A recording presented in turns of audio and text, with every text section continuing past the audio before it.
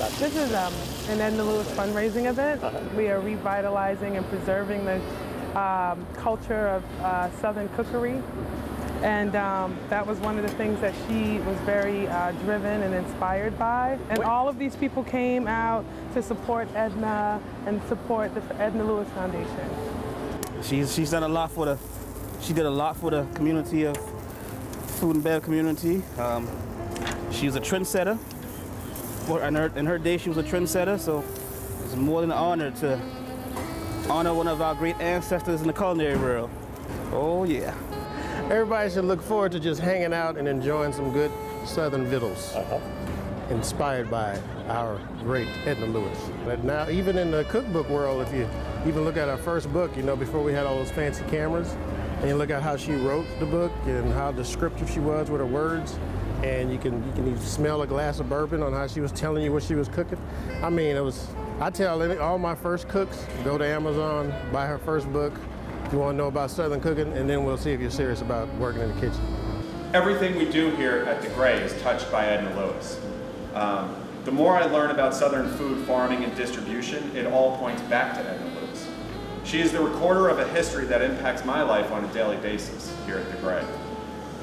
This history is slowly eroding unless we do something about it. It is beautiful, delicious food, delicious. Everything I've had from you. Very good. Glad I came.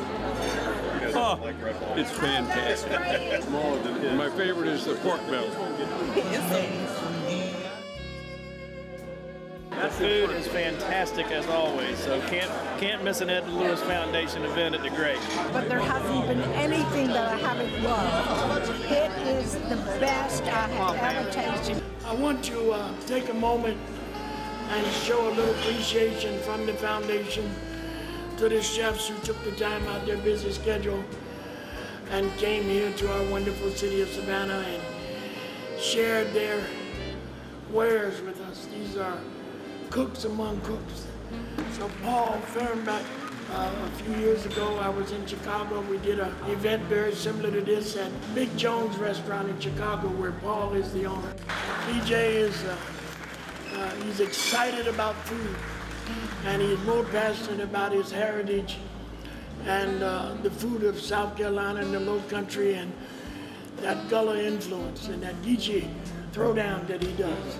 So if you tasted that quail, you know what I'm talking about. Oh, yeah. All right, thank you so much. Again, our host, where'd you go? Come here, baby. Mashama baby.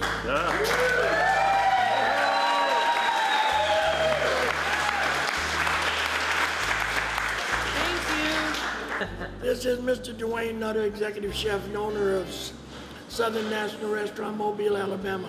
Oh, snap. Oh, snap. And so, today, he gets the Edna Lewis medallion.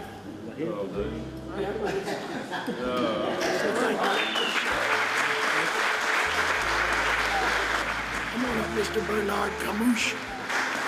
Now, just listen to me for a minute. Bernard started as a dishwasher at Commander's Palace in New Orleans. He was 15 years old and worked for Emerald for 25 years in all his restaurants. And now he has his own restaurant in Orlando called Two Chefs. And if you ever get in Orlando, it's Two Chefs, oyster and seafood bar. And you know, he can throw down too. As we say, this cook can cook. So, yeah, you're good.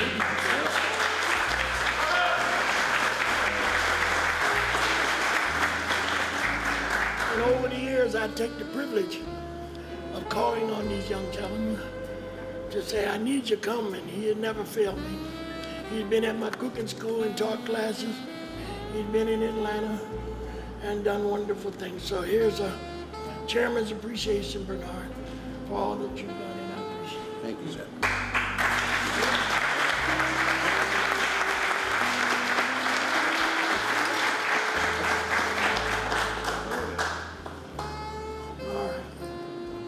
I thought the Olympics was over. We're just getting started. Thank you so very much. Thank you, brother. And thank you all.